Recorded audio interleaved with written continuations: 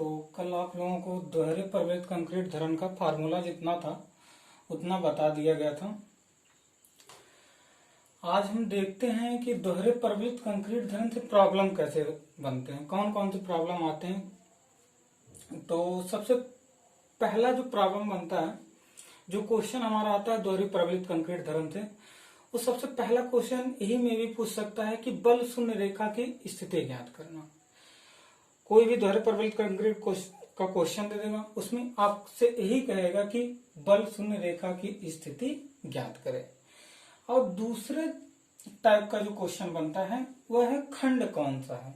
कोई क्वेश्चन उठाकर दे देगा, उसमें पूछ लेगा कि यह बताइए कि यह खंड कौन सा है, यूआरएस है कि ओआरएस है कि बीएस है, अर्थात अंडर रेनफोर्समेंट सेक्शन है या ओवर रेनफोर्समेंट सेक्शन है या बैलेंस सेक्शन है। आपको क्या करना रहेगा, इसमें जांच करना रहेगा। क्वेश्चन सॉल्व करेंगे, फिर जांच करके आप बताएंगे कि अल्प परवलित है कि अति परवलित है कि संतुलित खंड है। तीसरे टाइप का जो क्वेश्चन बनता है वो प्रतिरोध आघूर्ण ज्ञात करने के लिए बनता है, मोमेंट ऑफ रेजिस्टेंस ज्ञात करने के लिए बनता है। और चौथे टाइप का आपका जो क्वेश्चन बनता है वो इस्पात का क्षेत्रफल पूछता है। इस्पात का क्षेत्रफल पूछेगा और इसमें संपीड़न तथा तनन इस्पात का क्षेत्रफल दोनों का पूछ सकता है या किसी एक का पूछ सकता है, चाहे संपीड़न का चाहे तनन का। और सबसे ज्यादा जो मैक्सिमम क्वेश्चन बनता है वो आपका इन्हीं दोनों से बनता है, प्रतिरोध आघूर्ण ज्ञात करना तथा संपीड़न, ये वाला चौथा वाला जो है संपीड़न तथा तनन इस्पात का क्षेत्रफल ज्ञात करना। तो इन दोनों पे आप लोग सबसे ज्यादा फोकस कीजिएगा, सबसे ज्यादा इन दोनों पर फोकस कीजिएगा। लेकिन इन दोनों के साथ साथ ये भी दोनों आपको जानना जरूरी है, क्योंकि ये दोनों जब तक आप जानेंगे नहीं तब तक इन दोनों क्वेश्चन को आप सॉल्व नहीं कर पाएंगे, क्योंकि ये दोनों जो क्वेश्चन है इन्हीं दोनों क्वेश्चन से ही क्या है, रिलेटेड है। तो चौथा में आपसे तनन इस्पात का क्षेत्रफल ज्ञात करने के लिए पूछ सकता है चौथे टाइप में। और पांचवें टाइप में इस चैप्टर में जो बनता है, पांचवें टाइप का जो क्वेश्चन दोहरे प्रबलित कंक्रीट धरण का अभिकल्पन, यहाँ डिजाइन है आपका, ये भी आपका पूछा जाता है। तो सबसे ज्यादा जो इम्पोर्टेंट है वो आपका थर्ड है, फोर्थ है और फाइव है। यही तीन टाइप के क्वेश्चन सबसे ज्यादा बनते हैं दोहरे प्रबलित कंक्रीट धरण से।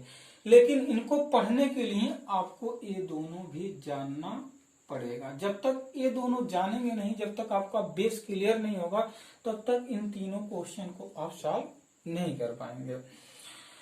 तो चलिए सबसे पहले हम लोग देखते हैं, आज हम लोग देखेंगे बल शून्य रेखा की स्थिति ज्ञात करना। बल शून्य रेखा की स्थिति ज्ञात करने के लिए जब क्वेश्चन में आ जाता है तो हमें क्या क्या करना पड़ता है, ठीक है। तो सबसे पहले हम स्टेप देखते हैं, फिर स्टेप के बाद क्या देखेंगे, क्वेश्चन देखेंगे। तो बल शून्य रेखा की स्थिति ज्ञात करना, सबसे पहला यही लेकर चलना है, बल शून्य रेखा की स्थिति ज्ञात करना। जब आपसे कोई क्वेश्चन दे तो बल शून्य रेखा की स्थिति पूछ ले तो आपको क्या करना है। तो बल शून्य रेखा की स्थिति ज्ञात करने के लिए जब आ जाए तो इसमें कुछ नहीं है, बस एक स्टेप आपको अपनाना है। इसमें आप यक्सयू का डायरेक्ट फार्मूला लगा लीजिए, यक्सयू बराबर 0.87 FY into AST minus ASC कोष्टक में FSC minus FCC upon 0.36 FCK into B। आप इसमें FCC को नेग्लेक्ट भी कर सकते हैं, FCC को नेग्लेक्ट भी कर सकते हैं या आप लेकर भी चल सकते हैं। यदि आप FCC को नेग्लेक्ट करके चल रहे हैं तो आपका जो फार्मूला बन जाता है 0.87 FY into AST minus ASC into FSC upon 0.36 FCK into B। इसके पहले वाली वीडियो में हम इसके बारे में जिक्र कर चुके हैं। तो चलिए इस पर हम क्वेश्चन देखते हैं। जैसे बल शून्य रेखा की स्थिति ज्ञात करने के लिए जो स्टेप है हमने बता दिया, अब इस पर एक क्वेश्चन देखें, ऐसे ही चलेगा क्लास। पहले कोई भी क्वेश्चन है, पहले कोई भी स्टेप रहेगा, कोई प्रॉब्लम रहेगा तो उसके सारे स्टेप आपको बता दिए जाएंगे, फिर उसी पे क्या एक क्वेश्चन बता दिया जाए, ताकि आपका जितना स्टेप है तुरंत ही क्लियर हो जाए। तो आते हैं इस पे, बल शून्य रेखा की स्थिति पे एक क्वेश्चन देख लेते हैं। तो एक क्वेश्चन आपका यहाँ पर है, इसको देख लीजिए। एक दोहरे प्रबलित कंक्रीट धरन जिसका अनुप्रस्थ काट 250 गुणे 500 mm, यहाँ mm है, 500 mm है। लेकिन यहां ध्यान दीजिएगा, क्वेश्चन में, यहां पर क्वेश्चन में कोष्टक में आपका लिखा है संपूर्ण, जैसे लिखा है एक दोहरे प्रबलित कंक्रीट धरन जिसका अनुप्रस्थ काट 250 गुणे 500 mm, कोष्टक में क्या लिखा है, संपूर्ण लिखा है।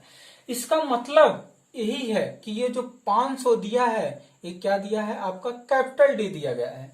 यदि स्मॉल डी दिया गया रहता तो यहां पर आपका क्या लिखा रहता, प्रभावी लिखा रहता। ठीक, तो यहां पर जो 500 दिया गया है, ये आपका क्या है, कैपिटल डी है।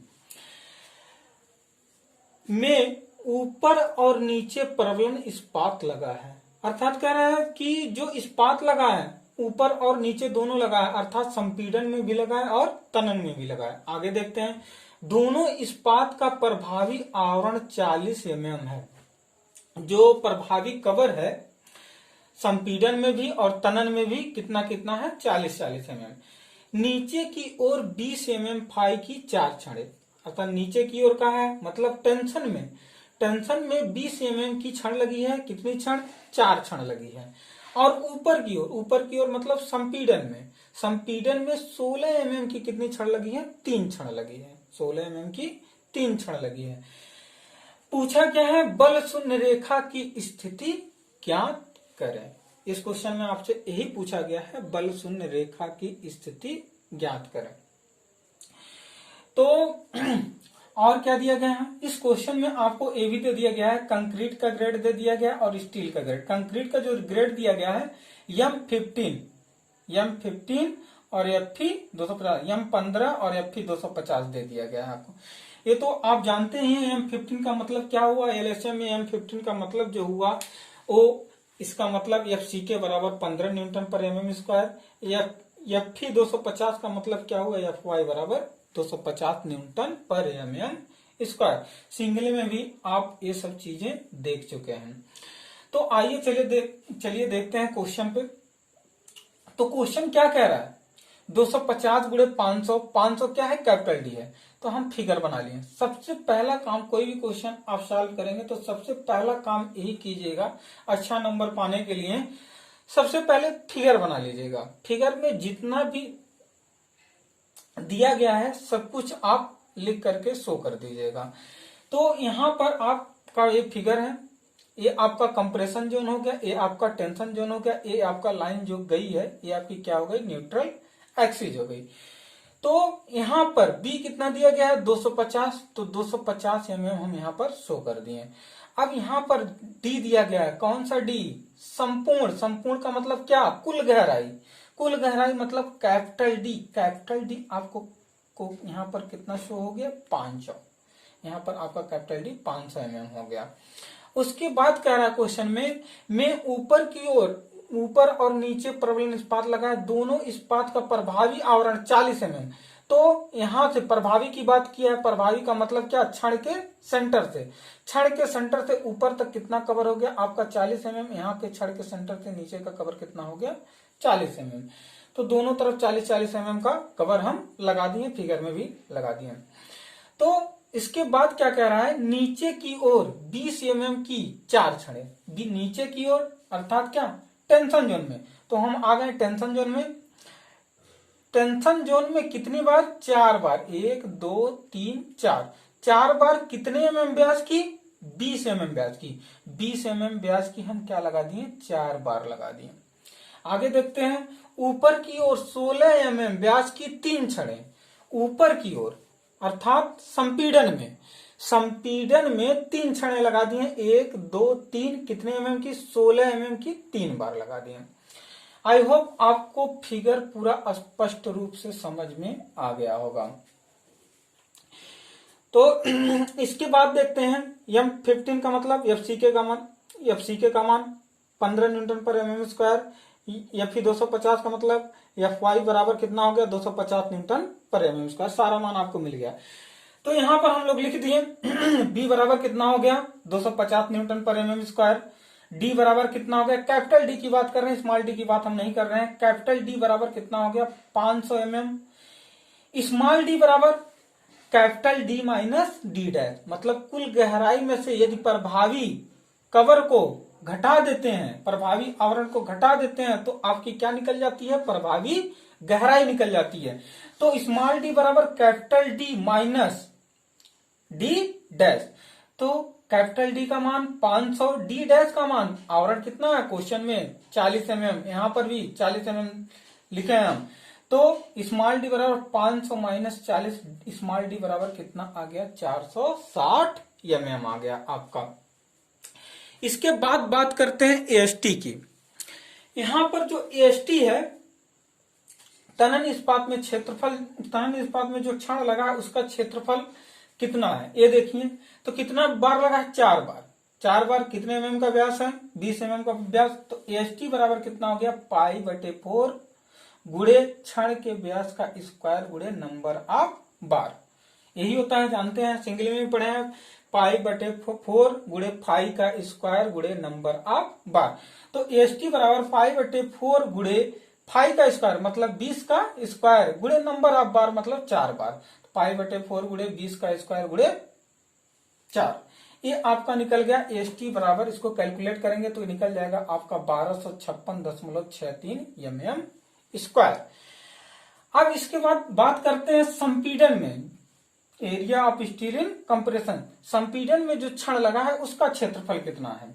तो एएससी बराबर π/4 गुणे कितना, 16 है, 16 mm व्यास का, 16 का स्क्वायर कितना नंबर ऑफ बार, 3 बार। तो 16 का स्क्वायर गुणे 3। तो एएससी बराबर π/4 गुणे 16 का स्क्वायर गुणे 3।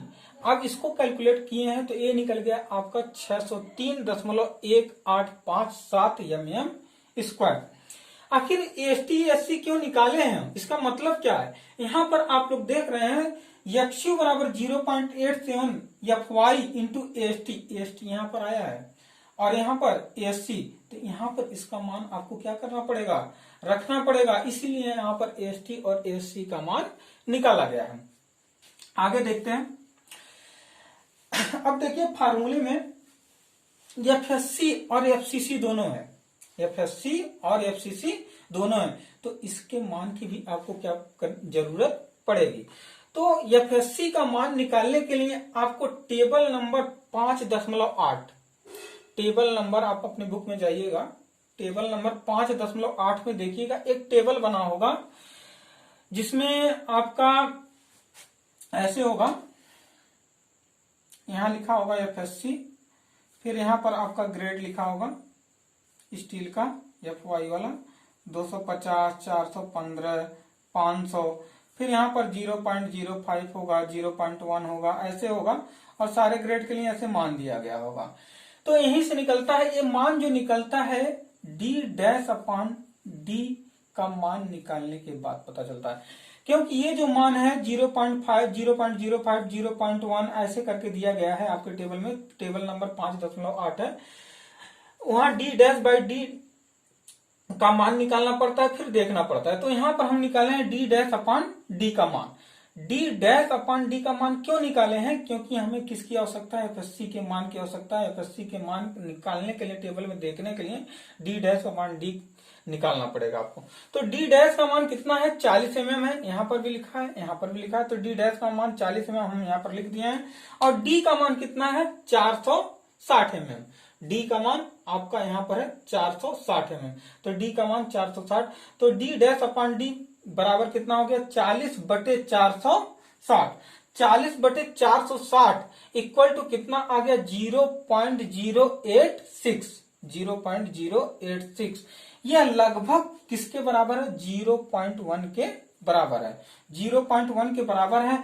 अब टेबल नंबर 5.8 में जाएंगे, FY का मान यहाँ है, 250 का मान यहाँ है, 0.1 यहाँ पर है, उसके नीचे हम लोग देखेंगे, उसके नीचे देखेंगे तो वहां पर लिखा है एफएससी बराबर 217 न्यूटन पर mm स्क्वायर। तो यहां से आपको D' की सहायता से एफएससी का मान कितना मिल गया, 217 न्यूटन पर mm स्क्वायर। यहां से आपको मुझे मान मिल गया। उसके बाद एफसीसी का मान कितना, कंक्रीट का ग्रेड M15 है, तो एफसीसी बराबर 15 न्यूटन 15 न्यूटन पर mm² हो गया। यहाँ से एफएससी 217, एफसीसी 15। अब यही हम लोग क्या करेंगे, यही मान हम लोग फार्मूले पे रख देंगे। फार्मूला आपके सामने है, यहाँ पर है आपके पास फार्मूला। XU बराबर 0.87 FY into AST minus ASC कोष्टक में FSC माइनस FCC बटे 0.36 FCK इंटू B। अब इसी फार्मूले पे सारा मान हम लोग पुटअप कर देंगे। यहाँ से आपका XU निकल के आ जाएगा। तो चलिए रखते हैं। तो देखिए 0.87 गुड़े 250 गुड़े 1256, देखिए 0.87 FY का मान 0.87 गुड़े 0.87 FY का मान 250, तो 250 AST का मान कितना निकालना है 1256.63, तो 1256.63 माइनस ASC का मान कितना है 603.1857 कोष्टक लगा दिए हैं। FSC का मान कितना है 217 और FCC का मान कितना है 15 है। फिर लगा करके अपन 0.36 गुड़े 15 गुड़े 250, इसको सॉल्व करने के बाद आपका XU का जो मान आया है XU बराबर 112.202 mm आया है। तो देख लीजिए, आपको यहां पर भी हम रख करके दिखा दे रहे हैं कि XU का मान हम कैसे रखे हैं। XU बराबर देखिए 0.87 FY का मान कितना है 250 AST का मान 1256.63 माइनस ASC का मान कितना है 603.1857, तो 603.1857 हम यहाँ पर रख दिए। अब उसके बाद कोष्टक लगा दिए। FSC का मान 217 रख दिए। FCC का मान कितना है आपका 15, यहाँ पर FCC का मान आपका 15 हो गया। अब इसके बाद आगे चलते हैं 0.36 FCK का मान 15, B का मान 250। अब इसको कैल्सी में आप सॉल्व कर लीजिएगा। कैल्सी में जब सॉल्व कीजिएगा तो XU बराबर 112.202 mm आ जाएगा। यही आपका क्या हो गया बल शून्य रेखा का जो स्थिति है वही हो गया, आपका आंसर हो गया। तो आपका ANS हो गया 112.202 mm। तो फर्स्ट टाइप का जो प्रॉब्लम बनता है, जो न्यूमेरिकल बनता है, वो आपका समाप्त हो गया। बल शून्य रेखा की स्थिति ज्ञात करना। ठीक, तो अब चलिए अगला बताते हैं कि जब आपसे पूछ ले क्वेश्चन में कि बताइए खंड कौन सा है। खंड कौन सा है मतलब कहेगा कि अल्प परवलित है कि संतुलित है कि अति परवलित है। ऐसा जब पूछ ले क्वेश्चन में, कभी कभी क्या होता है पेपर में कुछ जो आसान वाली होती हैं, मतलब जो कम पूछे जाते हैं, कभी कभी उठाकर वही दे देते हैं। तो पढ़ना सब कुछ जरूरी है, तो सब कुछ देख लीजिए आप लोग, इसको भी देख लीजिए। तो खंड कौन सा है, यदि ऐसा आता है तो इस पर सारा स्टेप हम लोग देख ले रहे हैं। स्टेप देखने के बाद जो न्यूमेरिकल बनता है उसको हम देख ले रहे हैं। स्क्रीनशॉट लेना हो आप ले सकते हैं।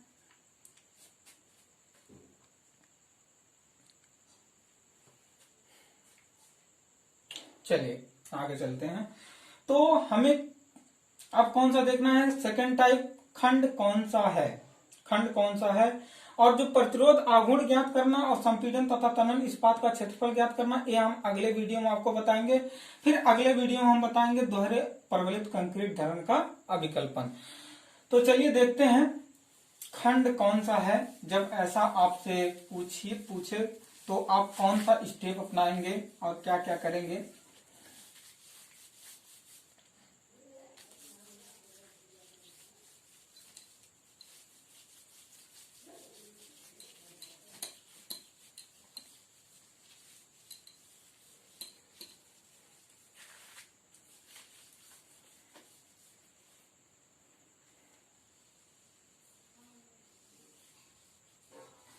तो प्रॉब्लम हम सेकंड की बात कर रहे हैं।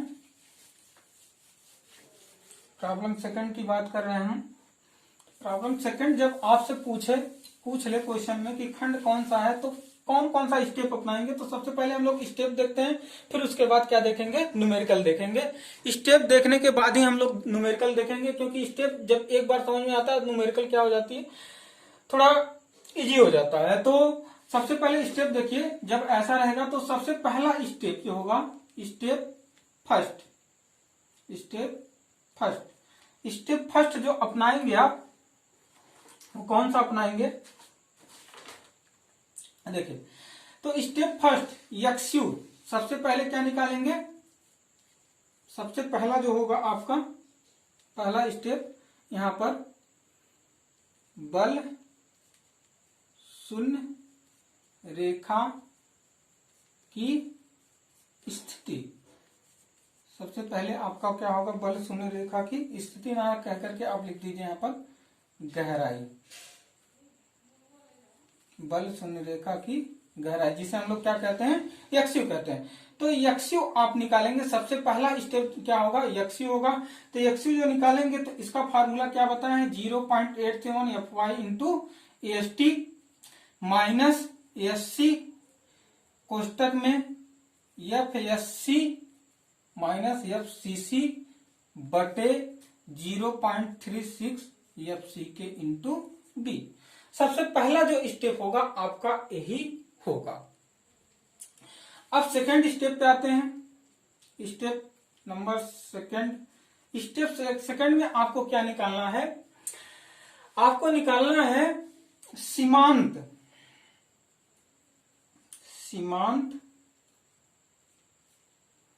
बल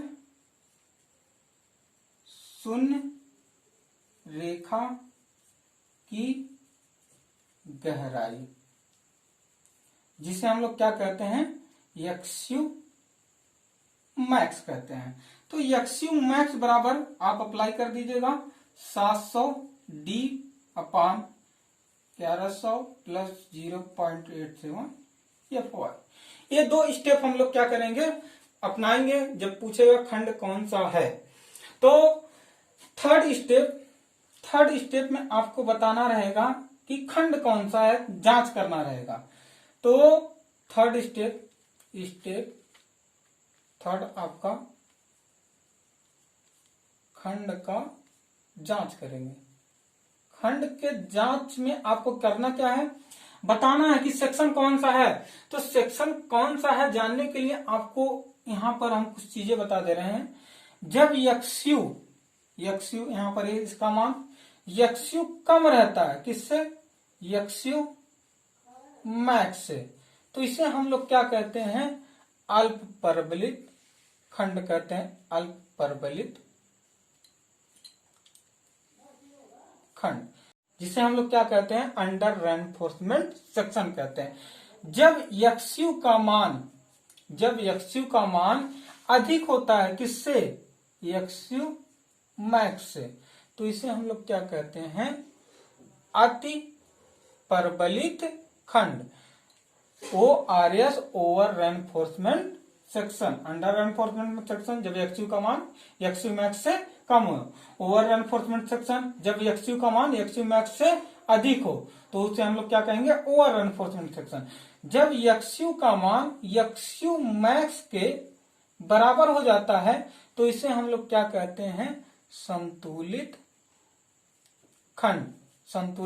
खंड बोलते हैं।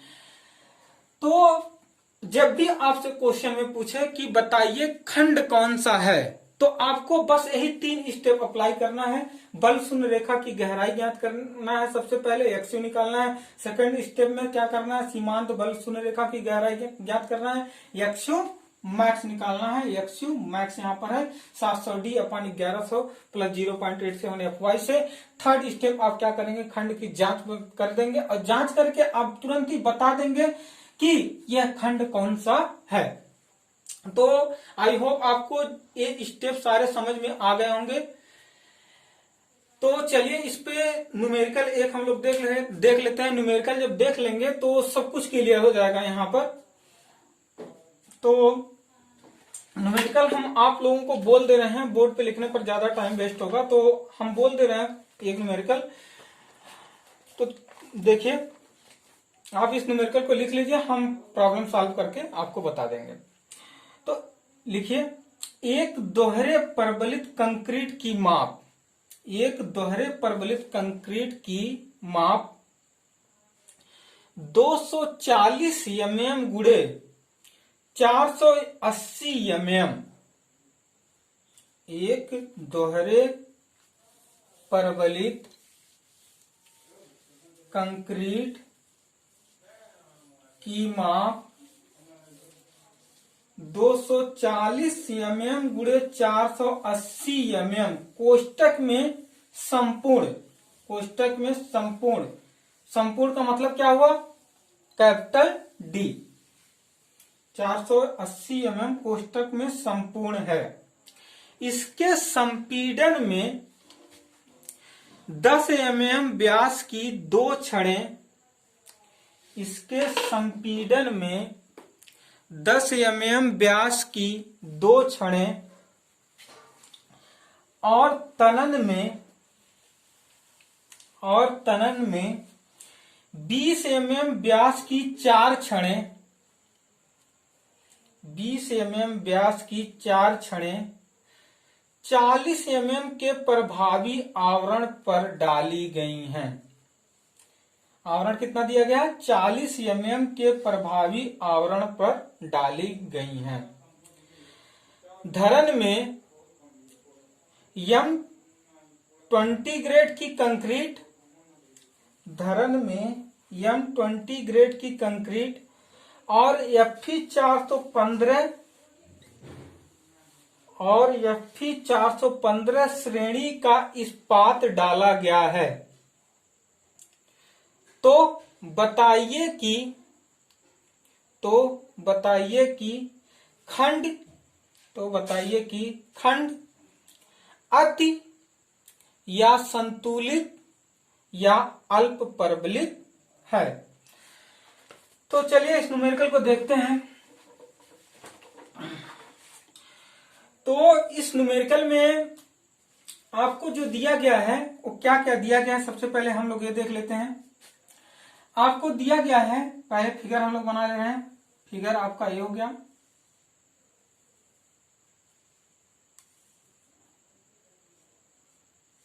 ये आपका न्यूट्रल एक्सिस हो गया, न्यूट्रल एक्सिस। इसमें जो क्वेश्चन में बी दिया गया है, कितना दिया गया है आपको, 240 mm हुए, और जो कैपिटल डी दिया गया है वो कितना दिया गया है, 480 mm, 480 mm। 480 mm आपको संपूर्ण गहराई दी गई है, वहां पर कोष्टक में लिखवाया गया है आपको संपूर्ण, संपूर्ण का मतलब क्या हुआ, कैपिटल डी। तो ये हो गया आपका। आवरण कितना दिया गया है आपका, 40 mm का आवरण दिया गया है। उसके बाद आपको 20 mm व्यास की 4 छड़ें, किस जोन में, तनन जोन में। तो 20 mm व्यास की 4 छड़ें हम कहा लगा दिए, तनन जोन में लगा दिए। 20 mm व्यास 4 बार हो गया। अब उसके बाद देखिए संपीड़न में कितना, संपीड़न में जो दिया गया है आपको वो 2 छड़ दिया गया है, कितने mm व्यास का, आपका 10 mm व्यास का, 10 mm व्यास का 2 छड़, 1 छड़ 2 छड़, 10 mm व्यास का 2 बार, 10 mm व्यास का 2 बार है। तो यहां पर एक आपका कवर हो गया, कवर 40 mm इतना हो गया आपका, ये आपका फिगर कंप्लीट हो गया। और देखिए यहां पर लिख लीजिए क्या क्या दिया है। तो यहां पर जो बी, कैपिटल डी, बी हो गया, बी बराबर 240 mm, बी बराबर 240 mm। और आपका कैपिटल डी कितना हो गया, 480 mm। स्मॉल डी बराबर क्या हम बताए हैं, D minus D dash, D dash का मान कितना है, 40 mm। तो तो स्मॉल डी बराबर 480 माइनस 40 बराबर कितना हो गया 440 mm। स्मॉल डी मतलब प्रभावी गहराई का जो मान आ गया कितना आ गया 440 mm आ गया। इसके बाद देखते हैं एएसटी का मान एएसटी बराबर हो गया पाई बटे 4 गुड़े फाई का स्क्वायर मतलब एएसटी का मतलब टेंशन में फाई का स्क्वायर मतलब 20 का स्क्वायर गुड़े नंबर ऑफ बार कितना बार है 4 बार। तो यह लगभग कितना आ जाता है 1256 mm स्क्वायर आ जाएगा। अब बात करते हैं संपीड़न में जो क्षण लगा है, ये आपका कंप्रेशन हो गया, आपका टेंशन हो गया। तो कंप्रेशन में जो क्षण लगा है उसे हम लोग किससे डोनेट करते हैं एएससी से। तो एएससी बराबर क्या हो गया एएससी बराबर पाई बटे 4 गुड़े कितने का स्क्वायर 10 का स्क्वायर नंबर ऑफ बार कितना है 2। ये कितना आ गया एएससी बराबर आप जब इसे कैलकुलेट करेंगे तो यह आएगा आपका 158 mm स्क्वायर। यहां पर आपका एएसटी भी निकल गया एएससी भी निकल गया। अब देखते हैं आगे और किसकी जरूरत पड़ेगी, और हमें जरूरत पड़ेगी एफसीके की। तो एफसीके बराबर कितना बताया गया है एफसीके बराबर आपका 20 न्यूटन पर mm स्क्वायर क्वेश्चन में बोला गया है। एफवाई बराबर कितना बोला गया है 415 न्यूटन पर mm स्क्वायर। जहां तक उम्मीद है आप लोगों को ये सब स्पष्ट रूप से दिख रहा होगा। चलिए आगे चलते हैं और किसकी हमें जरूरत पड़ेगी।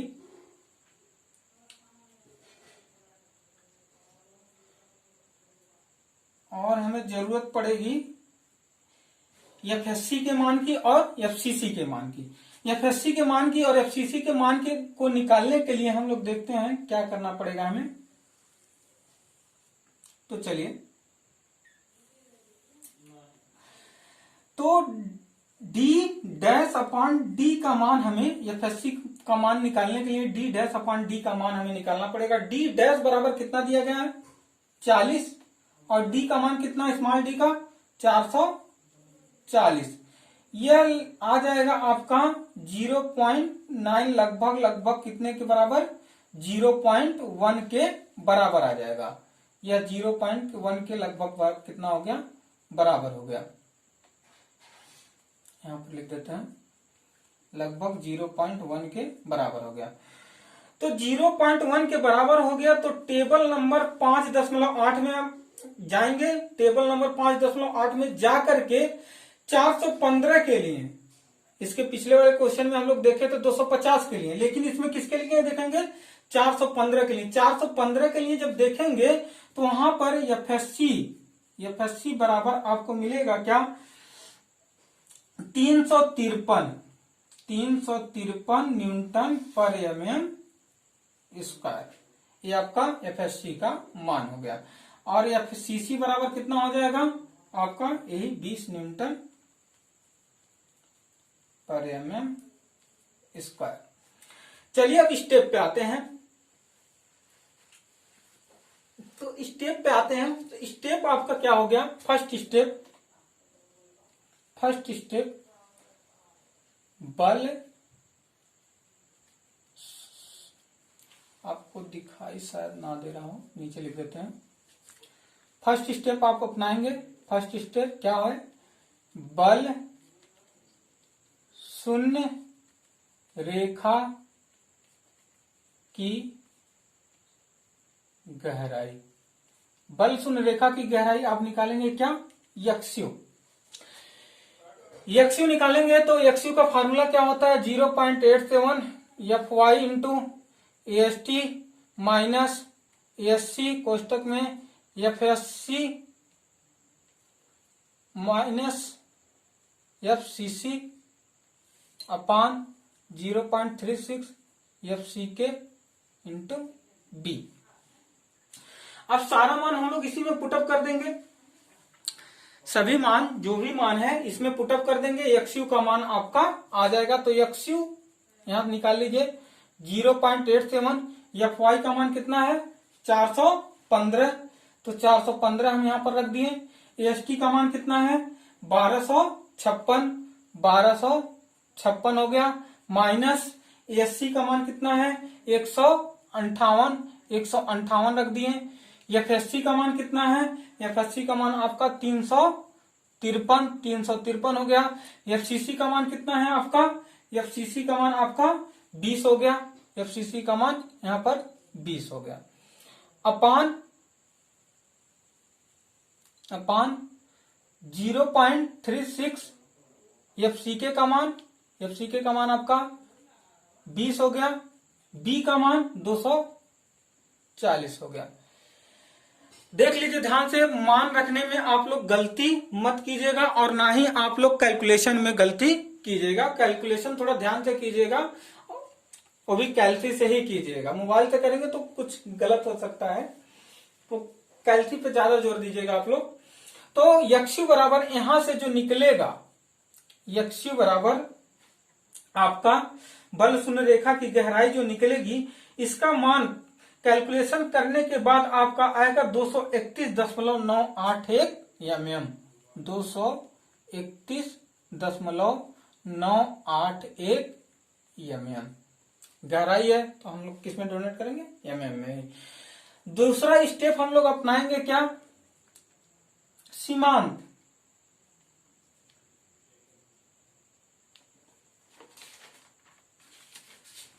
दूसरा स्टेप हमें क्या अपनाना है, सीमांत। सीमांत बल शून्य रेखा की गहराई, जिसे हम लोग क्या कहते हैं, यक्षु मैक्स कहते हैं। सीमांत बल शून्य रेखा की गहराई निकालने के लिए आप क्या करेंगे, 700 डी बटे 1100 प्लस 0.87 एफ वाई। आपको दिख रहा होगा जहां तक उम्मीद है। तो 700 डी अपान 1100 प्लस 0.87 एफ वाई। अब इसमें हम लोग क्या करेंगे, मान रख देंगे। तो 700 हो गया, डी का मान कितना है आपका 440, 440 हम रख दिए। 1100 प्लस 0.87, एफ वाई का मान कितना है, एफ वाई का मान आपका 415 न्यूटन पर एमएम स्क्वायर हो गया।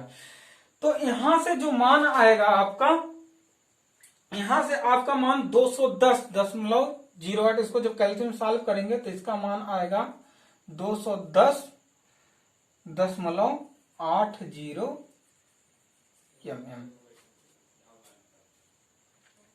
आपको स्क्रीनशॉट लेना हो तो ले सकते हैं। इसके बाद हम थर्ड स्टेप चलेंगे।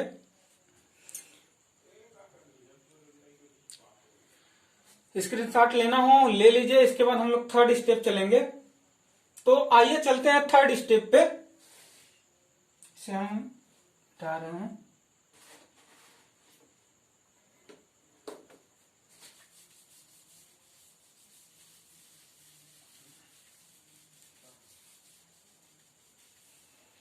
तो थर्ड स्टेप देखिए, थर्ड स्टेप में आपको क्या करना है, खंड की जांच करना है।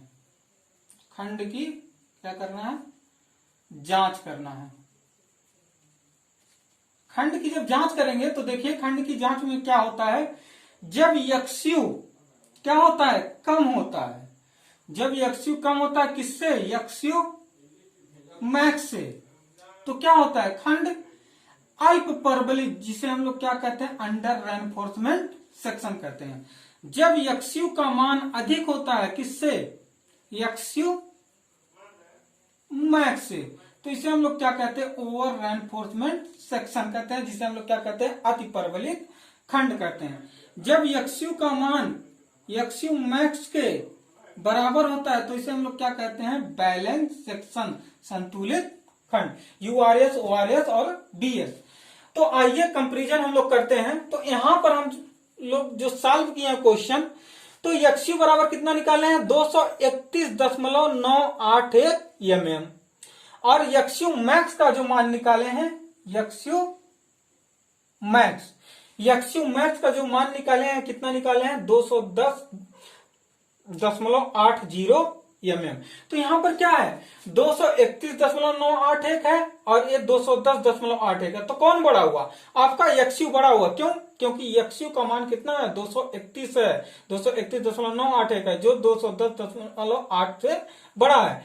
तो इसमें से कौन हुआ यक्स्यू का मान किससे अधिक है यक्स्यू मैक्स है। तो क्या हमारा ये सेकंड वाला जो है यही है, देखिए ध्यान से देखिए सेकंड वाला ये ना यक्स्यू का मान किससे अधिक है यक्स्यू मैक्स से, यक्स्यू का मान यक्स्यू मैक्स से अधिक है। तो यक्स्यू का मान यक्स्यू मैक्स से अधिक है तो सेक्शन कौन सा है ORS अर्थात ओवर रेनफोर्समेंट सेक्शन, अति परवलित खंड। तो इस क्वेश्चन में आप यहां पर लिख देंगे कि यहां पर क्या है आपका, एडजस्ट कर दे रहे हैं, यहां पर आपका यक्स्यू इज ग्रेटर देन यक्स्यू मैक्स, अतः आपका क्या है, अतः खंड ORS है, ओवर रेनफोर्समेंट सेक्शन है, अति परवलित सेक्शन है, अति परवलित खंड है। तो आज आप देखें कि बल शून्य रेखा की स्थिति कैसे ज्ञात करते हैं और देखें कि जब पूछ ले खंड कौन सा है तब उसे कैसे निकालते हैं। आज 2 टॉपिक आपका खत्म हो गया। इसके अगले वीडियो, इसकी जब अगले वीडियो हम बनाएंगे तो उसमें आपको बताएंगे कि प्रतिरोध आघूर्ण कैसे निकाला जाता है और एरिया ऑफ स्टील कैसे निकाली जाती है, चाहे वह संपीड़न में हो चाहे वह तनन में हो। फिर उसके बाद जो अगला वीडियो बनेगा उसमें आपको अभिकल्पन के चरण बताएंगे। फिर अगले वीडियो में अभिकल्पन के जो न्यूमेरिकल होते हैं उनको आपको बता देंगे। Thank you.